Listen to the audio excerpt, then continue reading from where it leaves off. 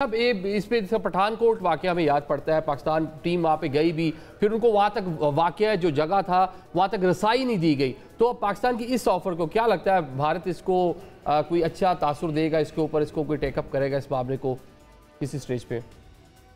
دیکھیں، یہ پاکستان کا یہ جو آفر ہے یہ ایک انٹرنیشنل اسٹریٹجک لیول کا ایک آفر ہے. یہ دنیا کو بتانے کے لیے یہ آفر دیا گیا ہے کہ ہمارے ارادے تو بالکل نیک ہیں.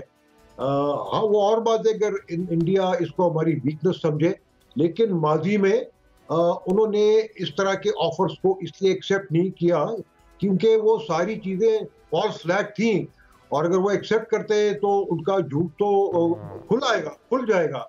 ساتھ ساتھ دیکھیں ایک اور چیز میں آپ کو بتاؤں کہ انڈین میڈیا کا ایک رول ہے اس میں جو بڑا نیگیٹو رول ہے، اور وہ یہ چاہتے ہیں کہ انڈیا اور پاکستان کے درمیان جو ہے جب بھی کوئی تنازع ہوتا ہے تو ہر چیز کو بڑا چڑھا کے بات کرتے ہیں، جو کہ بہت انفارچونیٹ ہے. ان کو یہ چیز بتانے کی ضرورت ہے کہ کشمیر پر قبضہ رکھنے کے لیے ابھی تک انڈیا کے کئی ٹریلین ڈالر جو ہے اسپینڈ ہو چکے ہیں.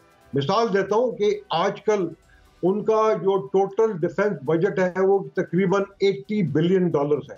اس کا 3/4 حصہ جو ہے وہ کشمیر پر قبضہ رکھنے کے لیے وہ استعمال کرتے ہیں، اور یہ انٹینیبل ہے انڈیا کے لیے for in the long term.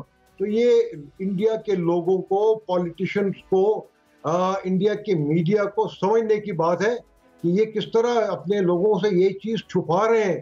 اور یہ بھی آپ دیکھیں کہ اگر ان کی 8 لاکھ فوج ہے اور ہر مسلمان کشمیری کے اوپر کم از کم 1 یا 2 فوجی یا ان کے CPRF کے لوگ تعینات ہیں، تو یہ دنیا کا سب سے بڑا اوپن جیل خانہ ہے. اور اس جیل خانے میں کیسے ممکن ہے کہ اس طرح چند لوگ آئیں اور وہ فائرنگ کرے اور کسی کو پتہ نہ ہو؟ آبویسلی یہ پھر نہ تو کوئی انٹیلیجنس فیلیور ہے اور نہ کوئی اور چیز ہے، یہ صرف یہ ہے کہ انہوں نے خود الاؤ کرتے ہیں. اور وہ جو 4 بڑے مقصد میں نے آپ کو بتائے ہیں اس کو پانے کے لیے اس طرح کی یہ مقاصد پانے کے لیے ماضی میں بھی ہم دیکھ چکے ہیں. سمجھوتا ایکسپریس کی جو رپورٹ تھی جو اس پہ تحقیقات تھی ود ان انڈیا کس طرح لوگوں نے اس کا پوسٹ مارٹم کیا. جمیل صاحب، آپ کا ٹیک اس آفر پہ کیا کہیں گے کنسائزلی؟ 1 منٹ ہے میرے پاس پلیز. تو دیکھیں، بات یہی ہے کہ میں نہ مانوں والی بات انڈیا کرتا ہے، لیکن اس میں بات وہی آ جاتی ہے کہ جب تک ہم ٹریڈیشنل ڈپلومیسی، لیگل ڈپلومیسی اور پبلک ڈپلومیسی کو ساتھ ملا کے اور پھر یہ چیزیں ہم موو نہیں کریں گے، اس وقت تک اس مسئلے میں وہ طاقت نہیں آئے گی. باقی ہم آپٹکس کے لیے ظاہر ہے باقی جو چیزیں بھی کرتے رہیں، لیکن اصل چیز یہ ہے کہ ہمیں وہ اسٹرکچرڈ طریقہ جو دیا گیا ہے اس کو ہم نے آگے بڑھاوا دینا پڑے گا اور اس کے حساب سے ہمیں چلنا پڑے گا. اور جہاں تک رہا سوال انڈیا کا، تو انڈیا تو ہمیشہ جب بھی کوئی وہاں ان کے پاس ہائی پاور ڈیلیگیشن آتا ہے تو کوئی نہ کوئی واقعہ چھتیس پورہ کا ساروں کو پتہ ہے، اس کے علاوہ باقی واقعی ہیں، اور ان کا مقصد یہ ہوتا ہے کسی طریقے سے جوائنٹ سٹیٹمنٹ میں آ جائے.